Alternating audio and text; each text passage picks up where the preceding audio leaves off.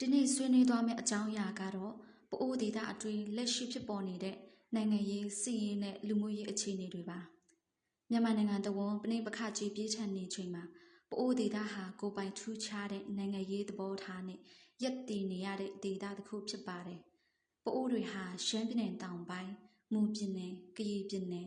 ကရင်ပြည်နယ်ပဲခူးတိုင်းဒေသတွေမှာနေရာကျကျပြက်ပြက်မြင့်တင်းနေထိုင်ခဲ့ကြတာပါ2008ဖွဲ့စည်းပုံအခြေခံဥပဒေအရရှမ်းပြည်နယ်တောင်ပိုင်းစီဆိုင်ပင်လောင်းနဲ့ဟိုပုံးမြို့နယ်တွေကိုပအိုးကိုပိုင်အုပ်ချုပ်ခွင့်ရဒေသအဖြစ်သတ်မှတ်ထားပါတယ်။ဒါပေမဲ့စာပေပေါ်မှာကိုပိုင်အုပ်ချုပ်ခွင့်ရှိတယ်ဆိုပေမဲ့လက်တွေ့မှာတော့စစ်ကောင်စီရဲ့တက်ရောက်မှုကဒေသအပေါ်မှာအမြဲတမ်းလွှမ်းခြုံနေခဲ့ပါတယ်။ပအိုးလူမျိုးတွေဟာတမိုင်းကြာရှည်စွာကိုပိုင်ရည်ကျင်းမှုကိုပိုင်အုပ်ချုပ်ရေးစနစ်နဲ့ရက်တင်လာခဲ့တဲ့လူမျိုးစုတည်းဖြစ်ပါတယ်။ဒါပေမဲ့နိုင်ငံရေးအပြောင်းလဲတွေကြားမှာပအိုးတွေရဲ့အနာဂတ်ဟာမကြာခဏအာဏာရှင်စစ်အုပ်စုတွေရဲ့ဆုံးဖြတ်ချက်အောက်ကိုကြာရောက်နေရတာကိုတွေ့ရပါတယ်။ပအိုးအမျိုးသားအဖွဲ့ချုပ် PNO ဟာဆိုရင်မူလကပအိုးအခွင့်အရေးကိုကာကွယ်ဖို့ထူထောင်ခဲ့တဲ့လက်နက်ကိုင်အဖွဲ့ဖြစ်ပါတယ်။1992ခုနှစ်မှာစစ်အစိုးရနဲ့အပြစ်ခံရက်စက်ရေးလုပ်ပြီးနောက်နိုင်ငံရေးပါတီနဲ့ပြည်သူ့စစ်အဖွဲ့အဖြစ်ပြောင်းလဲသွားခဲ့ပါတယ်။2020ခုနှစ်ဖေဖော်ဝါရီလရက်နေ့မှာစစ်တပ်ကအာဏာသိမ်းလိုက်တဲ့အတွက်တနိုင်ငံလုံးပြည်သူလူထုတွေအာဏာသိမ်းမှုကိုငြိမ်းချမ်းတဲ့နည်းလမ်းနဲ့ဆန္ဒပြဆန့်ကျင်ခဲ့ကြပါတယ်။ပိုးတွေနဲ့အခြားတိုင်းရင်းသားတွေဒေသပေါင်းစုံအလွာပေါင်းစုံက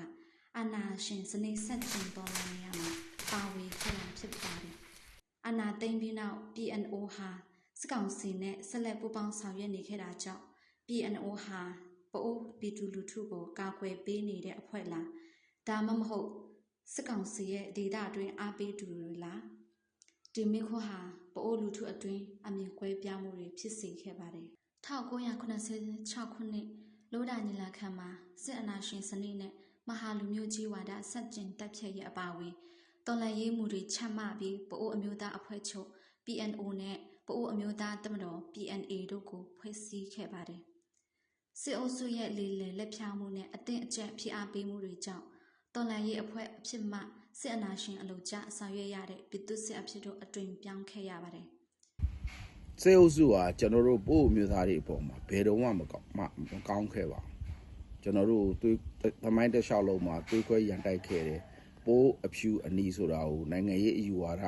ကွဲပြားမှုတွေအခြေခံတဲ့တပ်ဖြတ်မှုတွေထဲမှာစစ်အုပ်စုတွေရဲ့တပ်ရှုပ်ဖြိုခွဲမှုတွေကလည်းအများအပြားရှိခဲ့တာဖြစ်ပါတယ်။ထို့နည်းတူပဲပိုးမျိုးသားတွေကိုကျွန်တော်တို့ကျင်းပရတဲ့ကာလတွေမှာနဝတစစ်အစိုးရကာလတွေမှာဆိုပိုးအမျိုးသားပွဲတော်ဆိုပြီးကျင်းပခဲ့ရတာဖြစ်ပါတယ်။ပိုးအမျိုးသားနေ့နဲ့ပိုးအမျိုးသားပွဲတော်နဲ့မတူပါဘူး။ပိုးအမျိုးသားနေ့ဆိုတာကျွန်တော်တို့ရဲ့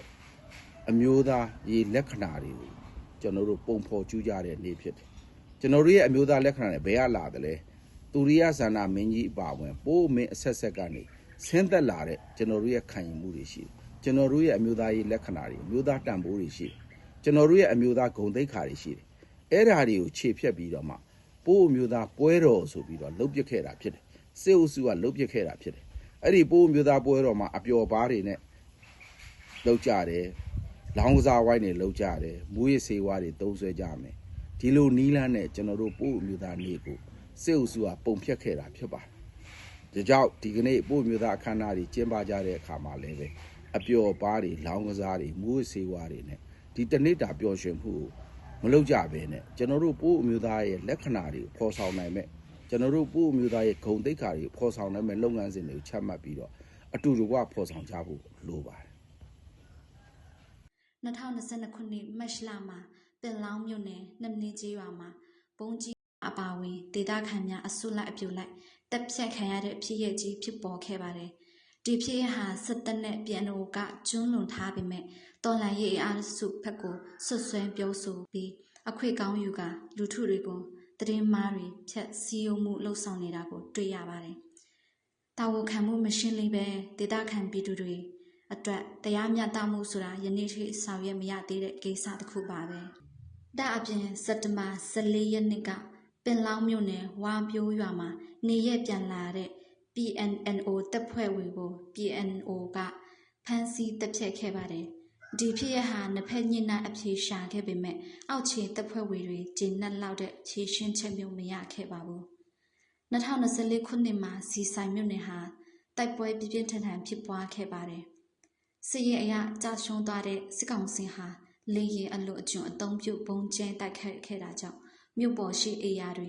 ဈေးတွေပုံကြီးချောင်းတွေပျက်စီးရှုံးခဲ့ပြီးစီဆိုင်မြို့ပြန်ကျခဲ့ရပါတယ်စီဆိုင်ဒေသဟာစစ်တပ်နဲ့ပြည်သူ့စစ်အဖွဲ့တွေပူးပေါင်းပြီးစစ်စင်ရေးတဖန်ပြန်လည်တိုက်ခတ်ခဲ့ကြပါတယ်ဒေသခံပြည်သူတွေကိုနှစ်ဖက်ကြားမှာကျင့်ညစ်ခံရတဲ့အခြေအနေတစ်ခုထက်တွင်းလိုက်တယ်လို့ဖြစ်စေခဲ့ပါတယ်2024ခုနှစ်မှာစစ်ကောင်စီဟာစစ်မှုမထမ်းမနေရဥပဒေကိုအသက်တွင်းခဲ့ပြီးအဲ့ဒီဥပဒေကြောင့်လူငယ်တွေအသံအာဓမ္မစစ်မှုထမ်းစီမှုတွေဖြစ်ပေါ်လာခဲ့ပါတယ်ပအိုးဒေသတွေမှာပြည်သူ့စစ်မှုထမ်းတင်နန်းတွေဖွင့်လှစ်ပြီးဒေသခံတွေကိုလက်နက်ကင်ဆောင်ဖို့ဖိအားပေးမှုတွေဖြစ်ပေါ်ခဲ့ပါတယ်ပအိုးဒေသဟာနိုင်ငံရေးအနေအထားမတည်ငြိမ်တဲ့ဒေသတစ်ခုဖြစ်နေလို့စစ်ကောင်စီအသက်မဆုံးရှုံးချင်တဲ့နေမြေတစ်ခုဖြစ်နိုင်တယ်ဆိုတဲ့ခံမှန်းချက်တွေလည်းရှိနေပါတယ်ပအိုးဒေသတွေမှာစစ်ဘေးတိမ်းရှောင်နေရတဲ့ပြည်သူတွေထောင်ချီရှိနေပြီးလက်ရှိနေရမပြန်နိုင်သေးပဲစားဝတ်နေရေးကြားမှရေးဆောက်ရှောက်မှုတွေလိုအပ်နေပါတယ်စစ်တပ်ကစစ်မှုထမ်းဥပဒေနဲ့စစ်သားစုဆောင်းမှုတွေလုပ်ပြီးအဲ့ဒီအိမ်အားနဲ့ဆုံးရှုံးထားတဲ့နေမြေတွေကိုတဖန်ထိုးစစ်ဆင်တိုက်ခတ်လာပါတယ်2025ခုနှစ်ဇန်နဝါရီ12ရက်နေ့ကစစ်ကောင်စီတပ်နဲ့ PNO ပြည်သူ့စစ်တပ်ဖွဲ့ဟာစီဆိုင်မြို့ထီဆုံရွာမှာ PNNA နဲ့တိုက်ပွဲဖြစ်ပွားက PNO ပြည်သူ့စစ်ဘက်မှ PNNA တပ်ဖွဲ့ဝင်9ဦးကို3ပတ်အဖြစ်အရှင်ဖမ်းဆီးထားခဲ့ပါတယ်အဖမ်းခံရတဲ့ PNNA တပ်ဖွဲ့ဝင်9ဦးကိုစစ်တပ်နဲ့ PNO ပြည်သူ့စစ်ကညှဉ်းပန်းနှိပ်စက်ပြီးပစ်တက်ခဲ့ပါတယ်ဒီဖြစ်ရဟာစစ်3ပတ်အချိန်ခံစီမီစီကန်းတွေကိုချုံးဖောက်တာဖြစ်ပြီးလူမဆန်စွာပြုတ်မှုဆောင်ရွက်ခဲ့ပါတယ်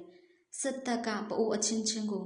တရှိုတွေးခဲ့ပြီးနိုင်ငံရေးအယူဝါဒအပေါ်အခြေခံပြီးပအိုးအချင်းချင်းကြားစစ်တနည်းကြားတွေးချောင်းစီးခဲ့ကြတဲ့တမိုင်းစိုးပုံရည်တွေရှိခဲ့ကြပါတယ်ယခုတဖန်ပအိုးအချင်းချင်းကြားမှာစစ်တပ်ကပအိုးအမျိုးသားညီညွတ်ရေးကိုတွေးခွဲတရှိုဖို့တိုက်ဖြိုခွဲနေတာဖြစ်ပါတယ်စစ်အာဏာရှင်နဲ့အပေါင်းအပါစစ်ခရိုနီတွေဟာစစ်အာဏာရှင်ရဲ့အဆွဲအပွားစစ်ဘီလက်သက်စစ်ပရိသရိဆိုးတွေဖြစ်ခဲ့ကြပါတယ်ပအိုးပြည်သူတွေဟာတိုက်ပွဲတွေမလိုချင်ဘူးမိသားစုတွေငြင်းငြင်းချမ်းချမ်းနဲ့နေထိုင်ရေးပဲဖြစ်ပါတယ်ပအိုးဒေသမှာငြင်းချမ်းရေးပြန်လည်ရရှိဖို့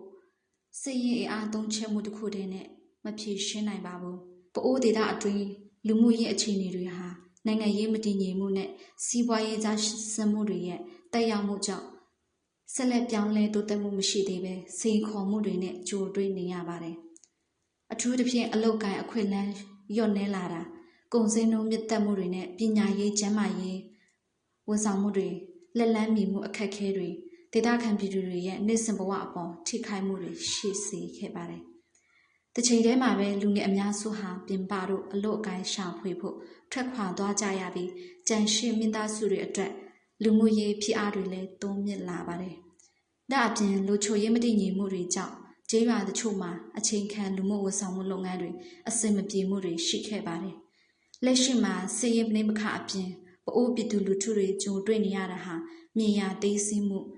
လူမှုစီးပွားရေးစစ်ဘေးတိမ်းရှောင်နေရမှုနေအိမ်မိရှို့ခံရမှုတွေအပြင်အသက်ရှင်နေထိုင်ခွင့်ပါဆုံးရှုံးနေရပါတယ်။ဒါကြောင့်2019ခုနှစ်ဟုံပုံးမှာကျင်းပခဲ့တဲ့ပအိုးလူမျိုးအလိုက်နိုင်ငံရေးဆွေးနွေးပွဲဟာပအိုးအမျိုးသားညီညွတ်ရေးအလံကိုအမြင့်ဆုံးလွတ်တင်နိုင်ခဲ့ပြီးဖြစ်ပါတယ်။စစ်တပ်ရဲ့တပ်ရှုံမှုကြောင့် PNO PNA အနေနဲ့စစ်အုပ်စုရဲ့အမိန့်ကိုမြေဝယ်မကျအနာခံပြီးသူတို့ရဲ့အမှုအကျစ်အစိုးနဲ့အကျစ်ပြက်ဆရိုင်းနောက်ကိုလိုက်ကမိမိတို့ပအိုးပြည်သူလူထုကိုအသင်းအကျက်စစ်မှုထမ်းစီခဲ့ပါတယ်။ဒါအပြင် PNNO PNNA နယ်မြေအပါအဝင်တော်လန်တဲ့ပြည်ထောင်စုတွေးချင်းရဲ့ဒေသအတွင်းတို့နောက်ရှက်တိုက်ခိုက်တာတွေ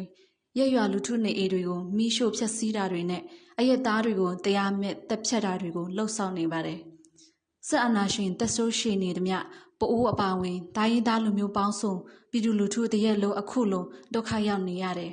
။ဒါကြောင့်စစ်အာဏာရှင်စနစ်ဆိုးကိုပအိုးအပါအဝင်လူထုတရက်လုံးကတပ်ဖြတ်ဖို့လိုအပ်ပါတယ်။ပြည်နယ်တပ်တွေပေါ်ထွန်းခွေးရှိတဲ့ Federal Democracy ပြည်ထောင်စုထွန်းထောင်ရေးကိုပအိုးတမျိုးသားလုံးရဲ့အမျိုးသားရေးရည်မှန်းချက်ချမှတ်ခဲ့တဲ့အတိုင်းပ ပိုးအမျိုးသားနေမှတစ်စစ်ပိုးလူမျိုးတွေကိုပန်ကြားလိုက်ရပါတယ်